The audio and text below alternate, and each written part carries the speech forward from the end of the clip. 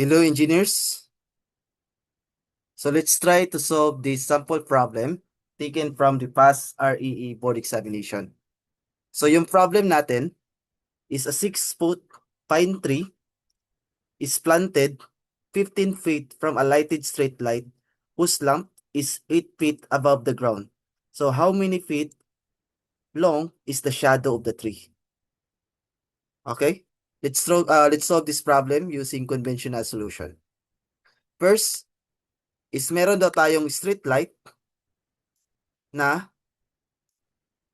8 feet ang height. And then, meron din tayong pine tree. Tapos, yung height daw ng pine tree natin is 6 feet.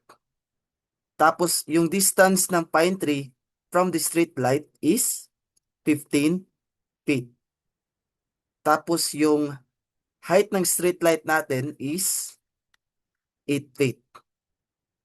So, ano daw yung magiging length ng shadow of the tree kapag mailawan daw tong pine tree ng ating street light? So, ito yung hahanapin natin. Yung length ng shadow. So, therefore, makakabuo tayo ng isang right triangle. So, ito yung ating angle of elevation. First, mag-a-analyze muna tayo dito sa smaller triangle. So, yung gagamitin natin formula is tangent theta is equal to opposite over adjacent. For smaller right triangle, ito naka-highlight na to, tangent theta is equal to, yung opposite natin dito is yung height ng pine tree, which all over sa adjacent natin na length of the shadow. So therefore, tangent theta is equal to height of pine all over the length of the shadow, which is equal to, yung height ng pine tree natin is 6 feet over sa ano natin na length of the shadow.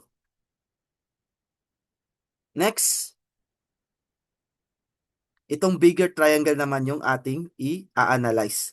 Itong naka-highlight. So same formula, for bigger triangle, tangent theta pa rin yung gagamitin natin.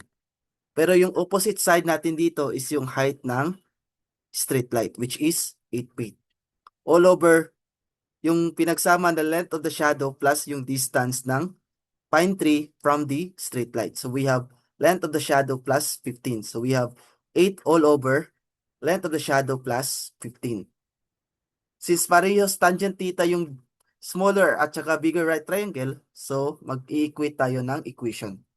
So tangent theta is equal to 6 over the length of the shadow, which is also equal to 8 over the length of the shadow plus 15. So using your calculator, makukuha nating sagot dito is 45 feet, which is wala siya sa ating choices. So therefore, may mali sa ating problem. So ito yung ating i-troubleshoot.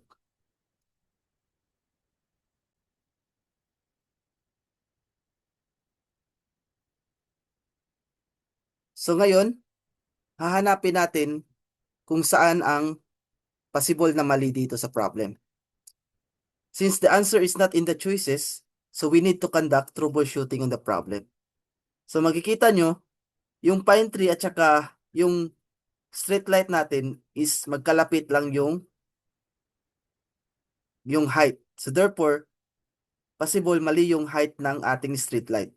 So instead na 8 feet, gagawin natin siyang 18 feet. Okay? So let's try to replace 8 feet na height ng street light to 18 feet. So ulitin natin yung ating solution. So we have the street light. We also have the pine tree. So yung height ng pine tree natin is 6 feet. Yung distance ng pine tree to street light is 15 feet.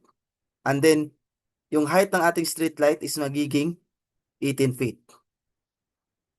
Tapos, hahanapin natin yung length of the shadow. Ito yung ating angle of elevation. First, let's analyze the smaller triangle. Same formula, tangent theta. For smaller right triangle, parehas lang, hindi walang magbabago sa equation. So tangent theta is equal to 6 over the length of the shadow.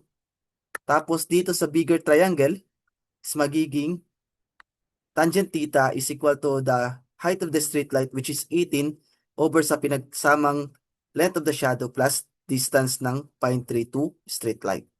So 18 over length of the shadow plus 15. Since parehas tangent theta, let's equate the two equation.